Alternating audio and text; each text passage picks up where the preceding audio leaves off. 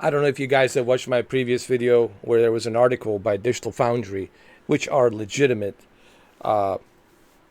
company that does the tests and look at the tests and gives the honest test, and so does the Vincent Teo. These are all legitimate individuals, right? So I'll take their word anytime over a Sony fanboy.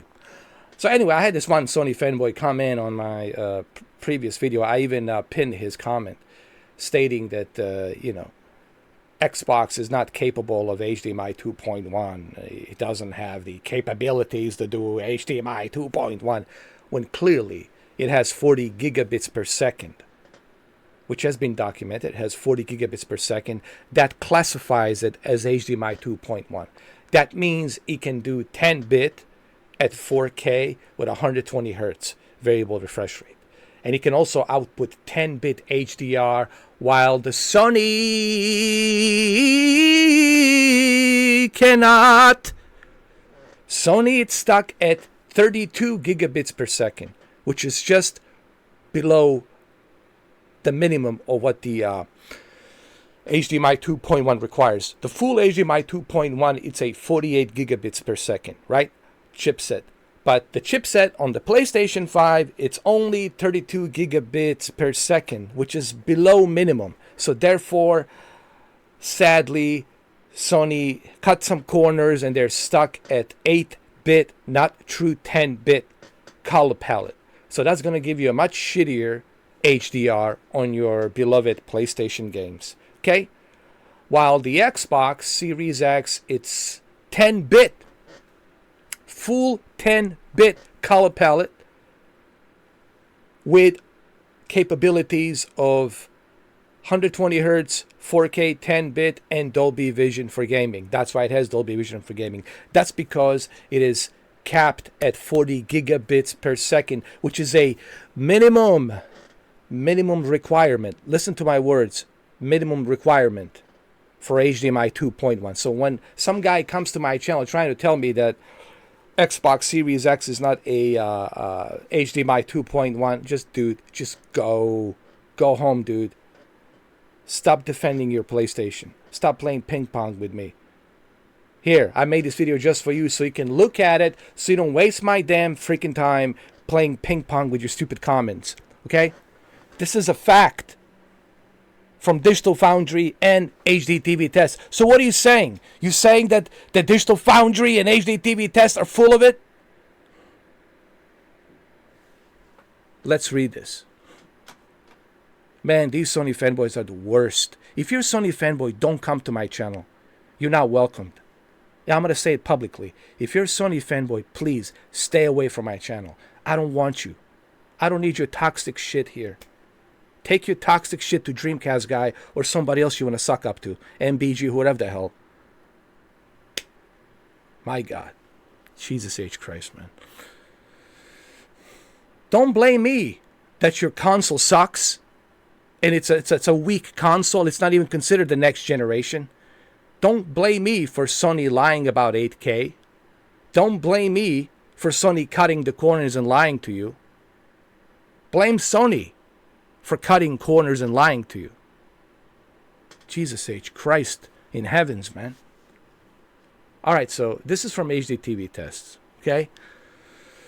And also, Digital Foundry did a extensive documentary on this as well, which you guys can watch that video that I made previously.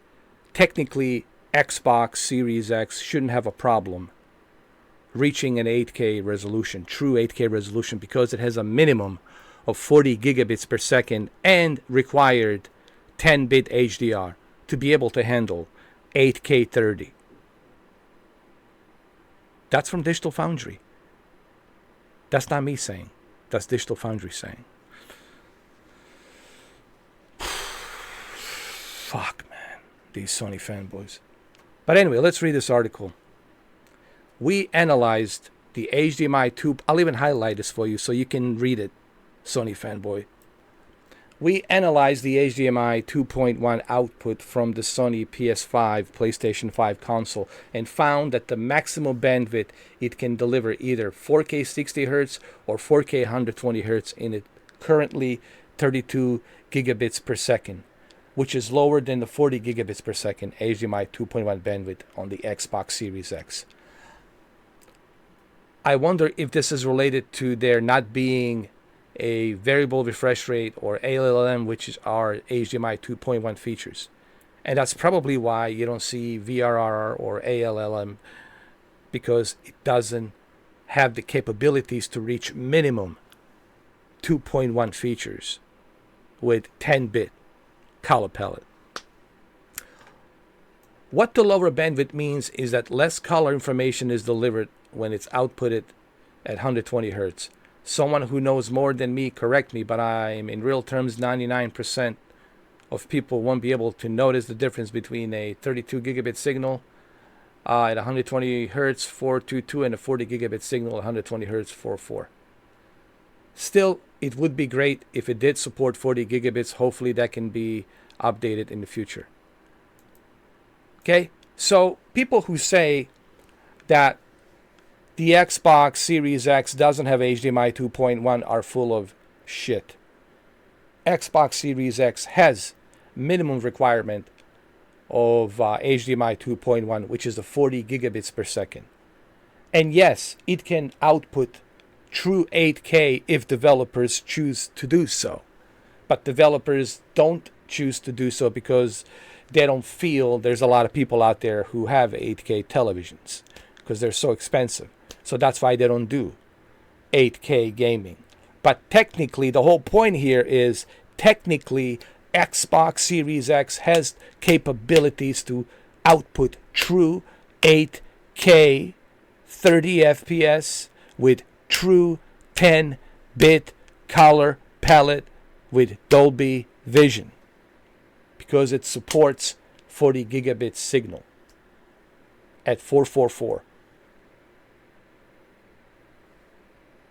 There.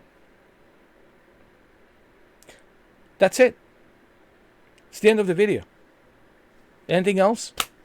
Conversation is over. Okay? I don't want to hear it. Xbox cannot do.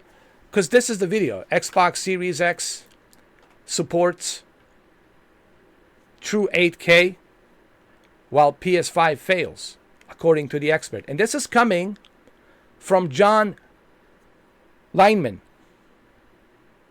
He notes that the PS5 HDMI capabilities falls short when it comes to supporting 8K at a fluid 60 frames per second without major trade-off. Furthermore, the console's HDR is capped at 8-bit color palette, insufficient for 8K execution because the color is going to look like shit. For true 8K, a minimum of 10-bit HDR is essential. Okay, let me zoom this in for my fanboy who commented on my previous video. And just so you remember, I'm not going to play ping pong with you, bro. I'm not going to go and play ping pong and waste my damn time and energy going back and forth when I'm already showing you the evidence here. But you're such a Sony fanboy and you're just going to ignore it. So don't expect me to go back and forth with you, my dude. Okay? I have a life. I don't have time for that bullshit. But you can maybe look at this video millions of times and do some research. Okay? Why don't you read this? Why don't you read this? Okay? Now you got Digital Foundry and HDTV tests, which are 100% legit professionals who have equipment to test all of this. So what are you saying? That they're wrong? You trying to say they're lying? Here, let me read this part for you. For true 8K, a minimum of 10-bit HDR, it's essential. And guess who has 8-bit HDR? Xbox Series X has it. PlayStation 5 doesn't have it. Guess who has minimum 40 gigabits per second on HDMI? Xbox Series X has it. PlayStation 5 doesn't. They only have 32 gigabits per second, which is below minimum requirements. And below minimum requirements, they also have no 10-bit. So they have below minimum requirements HDMI 2.1, which is not even considered to be a 2.1, which is 32 gigabits. And only 8-bit color palette, while the Xbox has 40 gigabits per second chipset. They can output that data information much quicker, much faster. Not only does it has that minimum 40 gigabits per second, but it also has the 10-bit HDR. Okay? Does the Xbox Series X have the capability to run games at 8K?